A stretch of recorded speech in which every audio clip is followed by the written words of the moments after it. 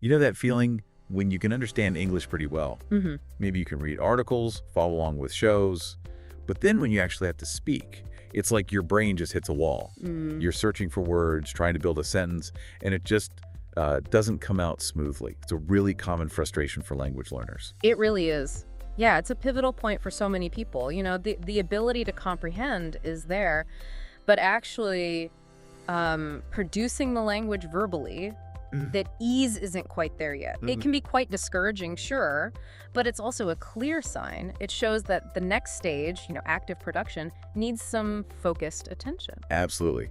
So for this deep dive, we're tackling that head on. Our goal is really to equip you with concrete techniques to form English sentences more quickly. Yeah. And, speak with greater fluency. Exactly. We're not just talking theory here. We want to give you practical tools you can start using, like today, no matter where you are on your English learning journey. And a crucial point to remember is we're not aiming to overload you with a million more grammar rules. That's not the goal. Definitely not. The focus isn't on achieving some abstract idea of perfect grammar in your head. It's more about developing a smoother, more automatic flow when you speak. Exactly. Forget about endlessly drilling verb conjugations for now. Instead, we're going to explore how to train your brain. Train it to construct sentences more rapidly, to speak with more confidence, and crucially, to quiet that inner voice. That overthinks every single word before it leaves your lips. Think of it like training any other skill, really. Repetition of the right movements builds muscle memory. Right. Well, similarly, consistent practice with effective techniques builds a kind of mental agility for sentence creation. So what are these effective techniques then?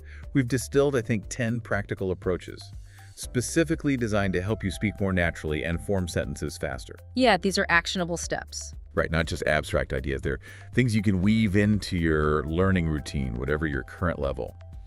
Okay, let's unpack this. Let's start with a seemingly simple, but actually incredibly powerful idea. Thinking in simple sentence structures. What's interesting about starting with simple structures is, just how foundational they are. When you consciously focus on expressing your thoughts, using basic constructions like think I like coffee or she is happy, you're establishing a really solid base. And then more complex communication can be built right on top of that. It's surprisingly effective for getting your initial thoughts out quickly. It might sound almost too basic, but there's real power in that simplicity, isn't there? Yeah. By focusing on direct, uncomplicated sentences, you avoid getting tangled up in, complex grammar right away. Exactly. It lets you communicate your core ideas efficiently. And then, as you get more comfortable, these simple structures kind of naturally become springboards for more elaborate sentences. Which brings us to technique 2, which builds right off this, focusing on common sentence patterns. Yeah, English, while it has its complexities, it really relies heavily on a relatively small number of fundamental sentence structures.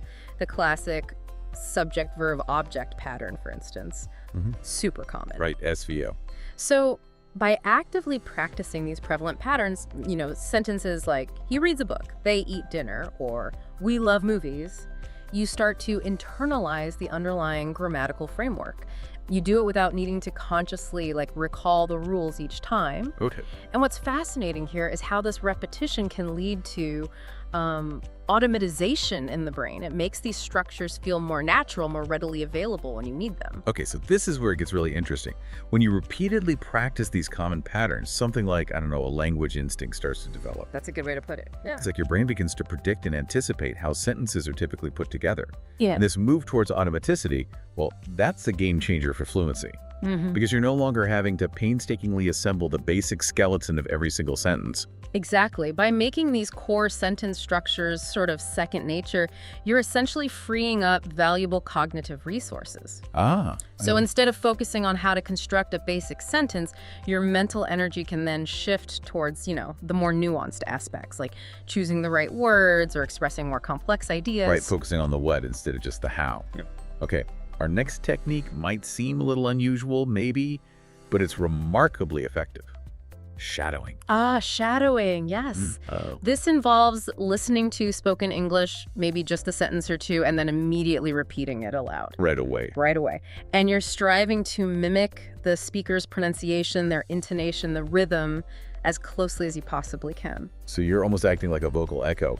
What makes this technique so good for, faster sentence formation? Well, what's powerful about shadowing is the multisensory engagement. You're not just hearing the language, you're actively producing it, trying to match the sounds and the flow. Yep. This simultaneous processing auditory input and motor output, it helps forge stronger connections. Connections between the sounds of English, the words themselves, and the way sentences naturally kind of unfold. It helps your mouth and brain work together more seamlessly. Interesting. Okay. Technique number 4 shifts us into more active practice. Question and answer training. Precisely. The method here is quite direct, quite simple, really. You systematically practice both asking and answering questions. Okay. So, for example, you might ask yourself, what are you planning to do tomorrow? And then immediately respond, perhaps, I'm going to try and finish reading that book. So it's like creating these little mini self-contained dialogues with yourself. What's the advantage of doing this kind of back and forth practice? This technique is just excellent for building quick thinking and responsiveness in English. You're kind of forced to understand the question rapidly and then formulate a relevant answer, basically in real time. Like a real conversation. Exactly. It simulates the dynamic nature of real conversations, which in turn can significantly boost your confidence when you're actually speaking with someone else. It's about getting comfortable with that immediate linguistic exchange. Got it. Okay, next up we have the timer technique. This one introduces a little element of friendly pressure. It does, yeah, but it's a very targeted kind of pressure. Yeah. Here's how it works. You set a timer for a short duration, say 1 minute you choose a simple word, maybe book or walk, and then you challenge yourself. Okay. Create as many grammatically correct sentences as you can using that word before the timer goes off. 1 minute doesn't sound like much time. What's the thinking behind this rapid-fire sentence generation? The time constraint is actually crucial. It forces your brain to access vocabulary and basic sentence structures quickly without getting bogged down trying to make everything perfect. Ah, okay. Forget perfection. Right. It pushes you beyond your usual comfort level and encourages you to work within your current abilities to just generate output rapidly. It's about building that immediate connection between a word and how you use it in a sentence. Okay, makes sense. Technique number 6 focuses on building a readily accessible toolkit of linguistic shortcuts. Memorizing common phrases. Yeah, think of these as like prefabricated units of language, things you can deploy instantly in conversations. Phrases like, I think so, that's interesting, or could you please repeat that? They pop up all the time in everyday English. Right. And what's fascinating is how these chunks of language often operate kind of independently of strict grammar rules applied word by word, you know. And the real benefit of having these phrases memorized is that you don't have to build them from scratch every single time, right? You don't need the individual words and grammar rules. Precisely. When you have these common expressions just readily stored in your memory, they can pop into your mind almost automatically. It bypasses that need for on-the-spot grammatical analysis and structural construction. This can significantly speed up your speaking and make your interactions feel much, much smoother. Yeah, I like that. Our next technique encourages a more active engagement with your immediate surroundings, describing what you see. This is a remarkably effective way to directly link your visual perception with English language production. It really helps reduce that reliance on translation. Yep. The exercise is straightforward. Just look around your environment and verbally say what you observe. For instance, the sun is shining through the window, or someone is typing on a keyboard, or maybe I see a cup of tea on the desk. So it's like providing a real-time commentary of your immediate world, but in English. Exactly that. The key benefit here is that it trains your brain to think directly in English. You see an object or an action, and your immediate impulse becomes to label and describe it in English without first processing it through your native language. This direct mapping is just crucial for developing faster speaking habits. Which leads us perfectly, actually, to our 8th technique, stopping mental translation. This often feels like a huge hurdle for so many learners. Oh, it's a very common bottleneck. Absolutely. The process of mentally translating every thought from your native language into English and then back again, it adds a significant delay when you speak. Right. Your brain has to perform all these extra steps, which slows down your response time and can lead to those, frustrating pauses in conversation. So how do we actively train ourselves to minimize that? Or even, eliminate the translation process? Well, the key is to consciously practice thinking directly in English. Like we just discussed with describing your surroundings when you encounter a familiar object or have a simple thought. Make a deliberate effort. label it, and think about it using English words and basic structures without first running it through the machinery of your native language. Okay, conscious effort. It takes conscious effort, yes, but with practice, this direct processing becomes much more natural. Got it. Okay, our penultimate technique involves a more narrative approach, storytelling practice. This sounds like it could be really quite beneficial for fluency. It is indeed. The idea is simply to practice telling short, simple stories, even if they're just 2 or 3 sentences long to start. Okay. For example, you might say, "This morning I drank coffee. Then I walked to the park. It was very sunny." Simple as that. Even these really brief narratives can contribute to faster sentence formation. Absolutely. Storytelling, really, regardless of its length or complexity, helps you connect ideas logically. It helps you develop a sense of flow and coherence in your spoken English over time. It encourages you to think in sequences, to use little transitional words and phrases, and just to get comfortable structuring your thoughts into a narrative format. Okay. And finally, technique number 10, which really underscores the social side of language learning. Practicing with other people. This might seem obvious, but its importance really can't be overstated, can it? That's absolutely right. Engaging in conversations with other English speakers, whether they're native speakers, fellow learners in, say, language exchange groups, or just friends who are also practicing it, provides invaluable real-world application of all the other techniques we've talked about. Right. It forces your brain to operate at a faster pace. You have to understand and respond in real time because you don't have the luxury of pausing for ages to mentally construct the perfect sentence when someone is waiting for your reply. Yeah, no pressure. Well, it's the ultimate test, really, and the most direct route to building actual conversational fluency. Okay, so let's delve a bit deeper into how you, our listener, can actually start applying these techniques in your daily routines.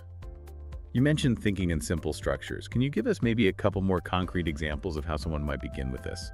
Certainly. Think about just expressing basic needs or intentions. So instead of maybe thinking, "I am feeling a desire to consume some breakfast," try simply stating, "I want to eat breakfast." Much simpler. Much simpler. Or instead of "the weather conditions outside appear to be quite pleasant," just say, "the weather is nice."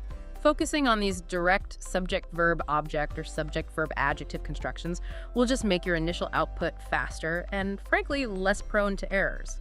And what about those common sentence patterns? Can we explore maybe a couple more examples just to really help solidify this technique? Of course. We talked about subject plus verb plus object, like "she reads a book."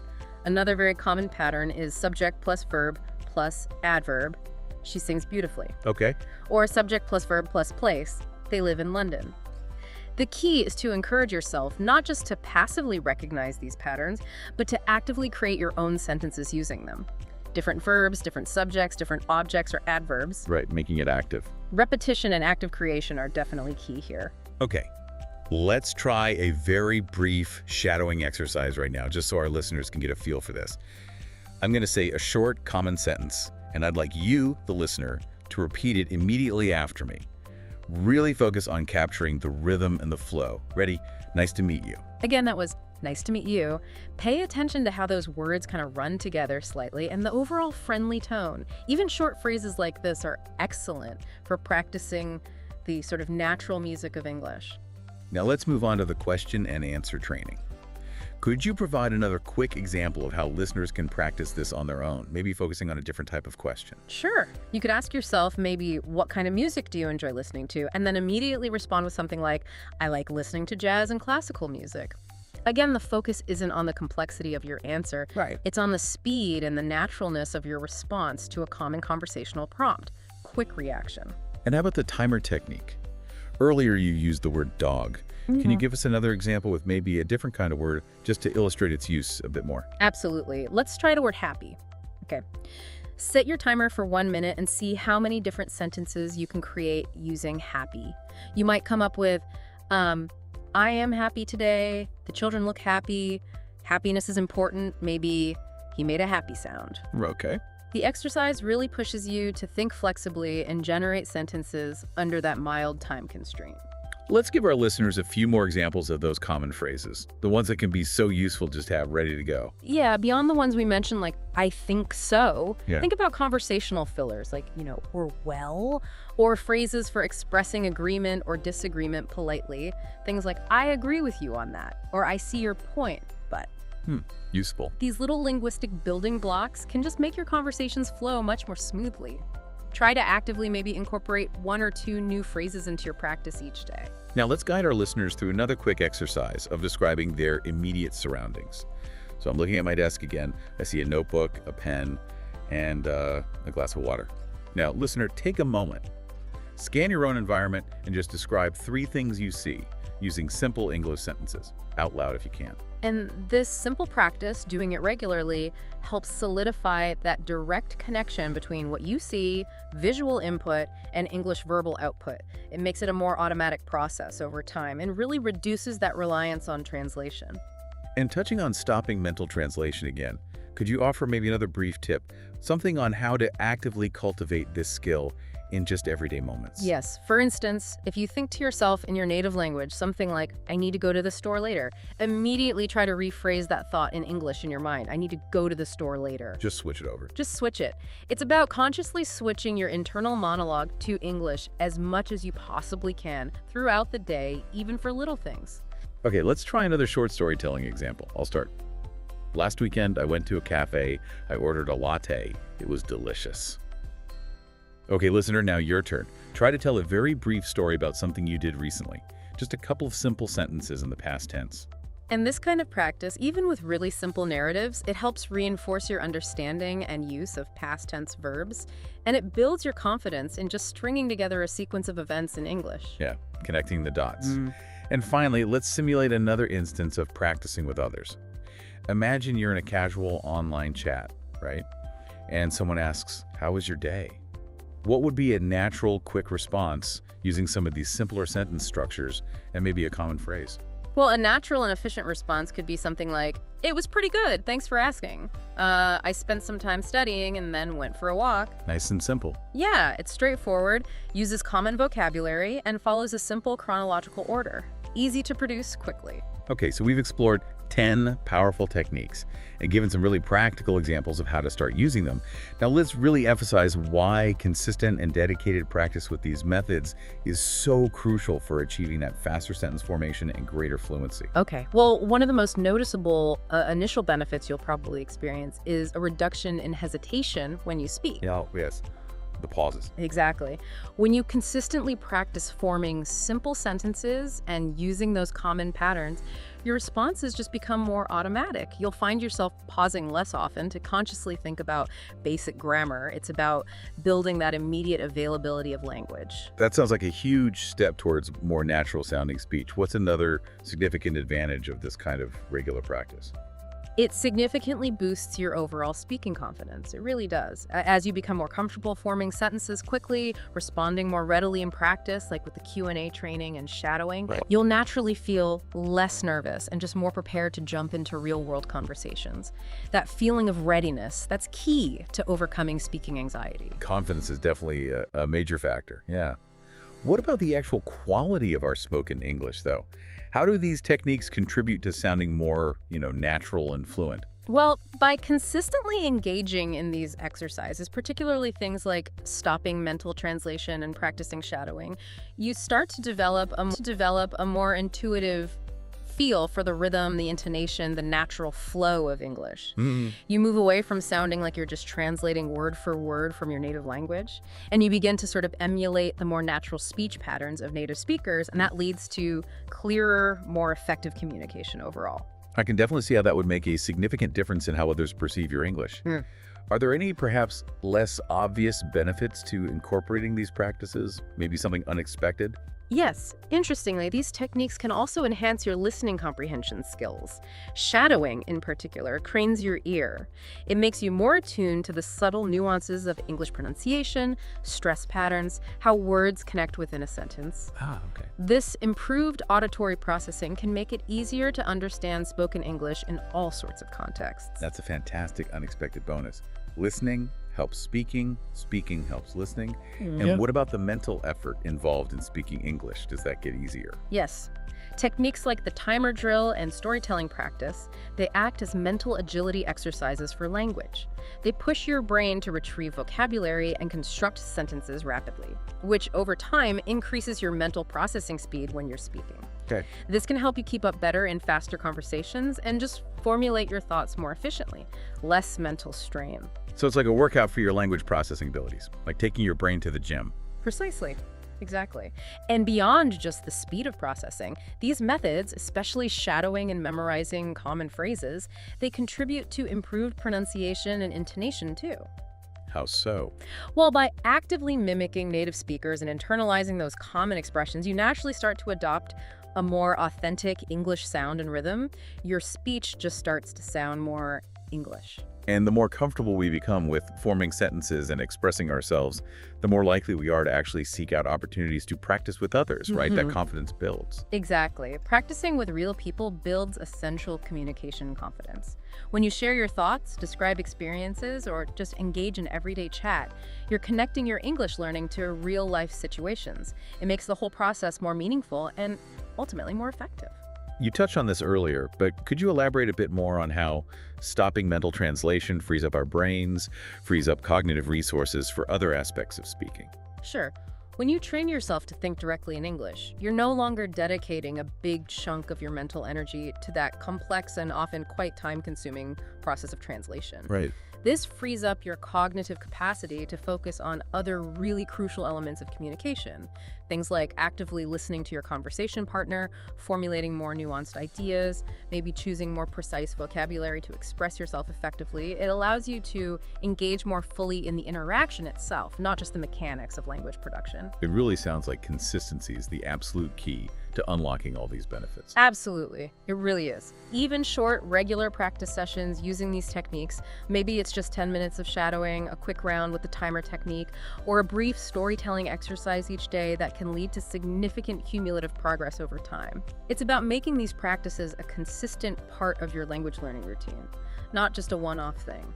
And I imagine that actually noticing yourself improving, going from struggling with basic sentences to expressing more complex thoughts more easily, that must be incredibly motivating in itself. Oh, it is, definitely. That tangible sense of accomplishment, of feeling your fluency gradually increasing, it serves as a powerful motivator. It helps you stay committed to your practice and continue your journey towards greater English proficiency. Seeing progress makes you want to keep going. Okay, so we've covered the what and the why. Now let's get back to the how. What's a good strategy for you, our listener, to begin integrating these techniques into your English learning? Where should you start?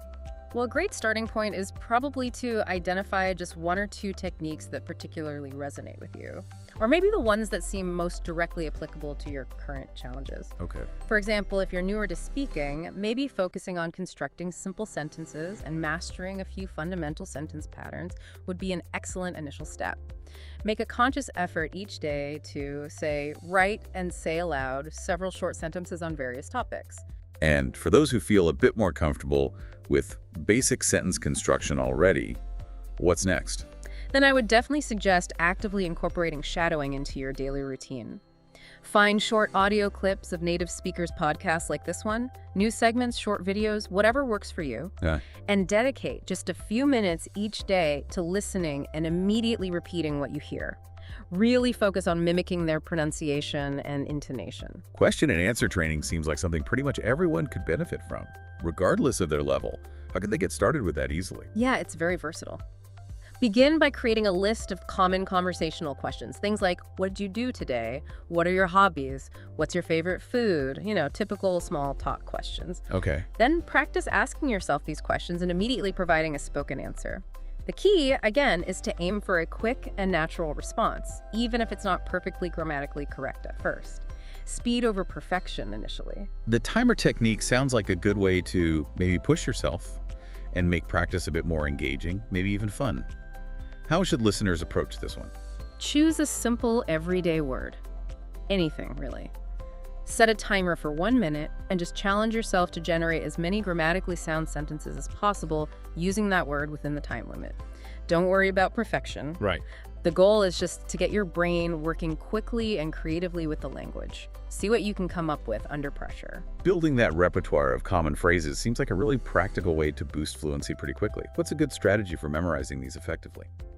Dedicate a specific amount of time each week, maybe 15-20 minutes, just to learning and practicing new common phrases. Write them down, say them aloud repeatedly.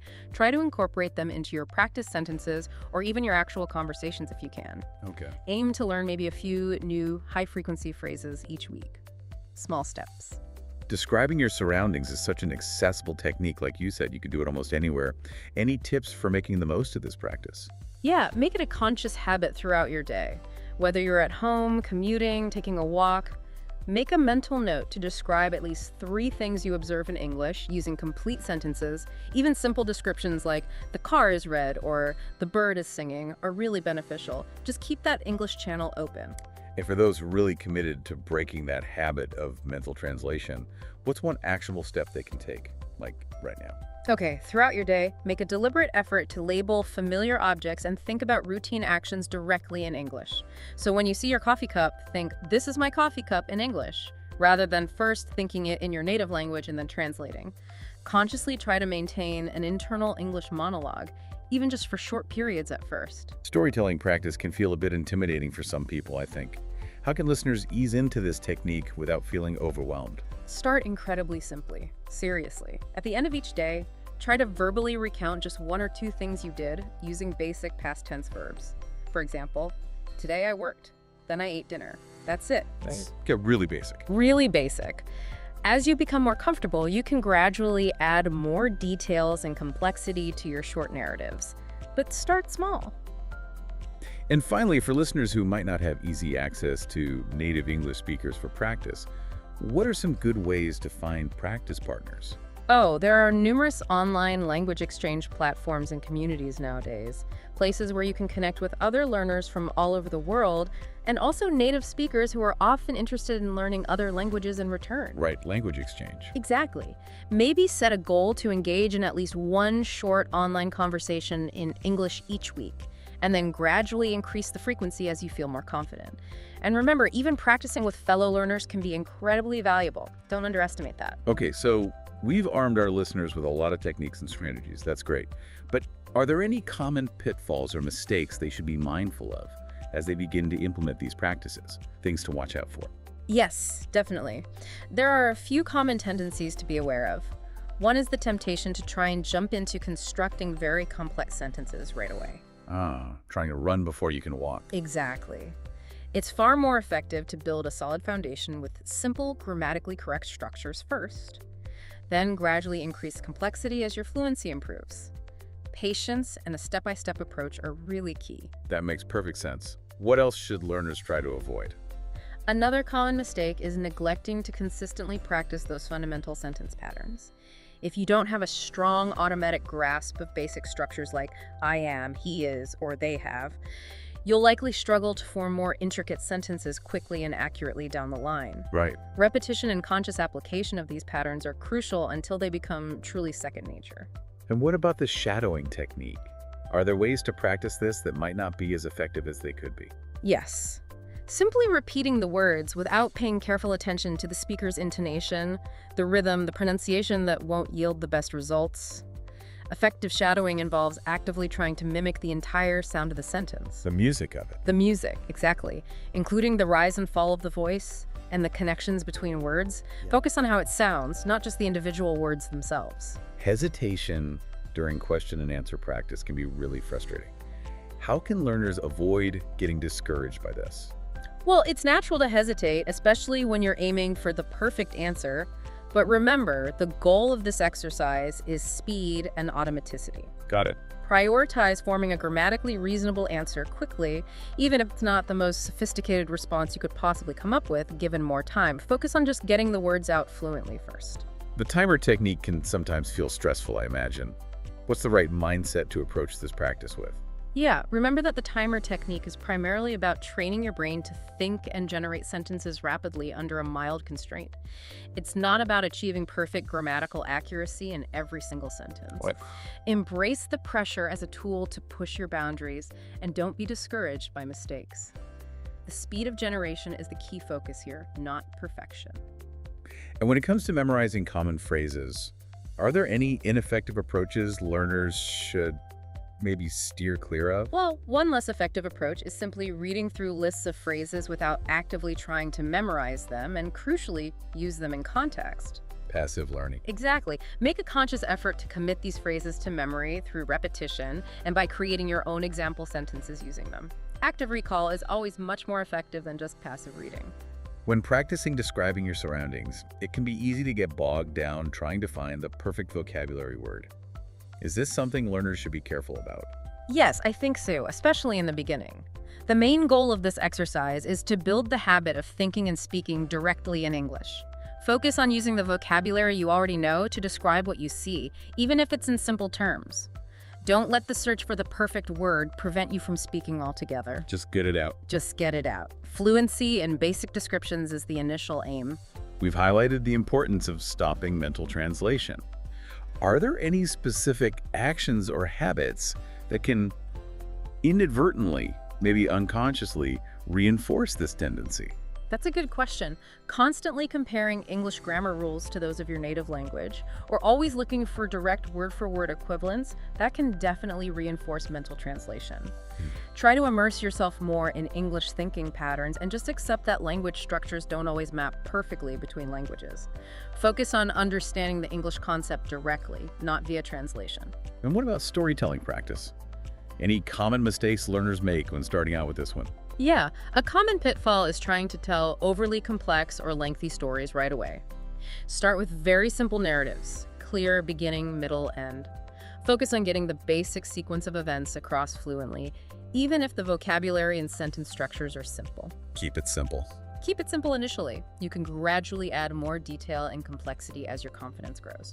Finally, we really can't emphasize enough the value of practicing with others.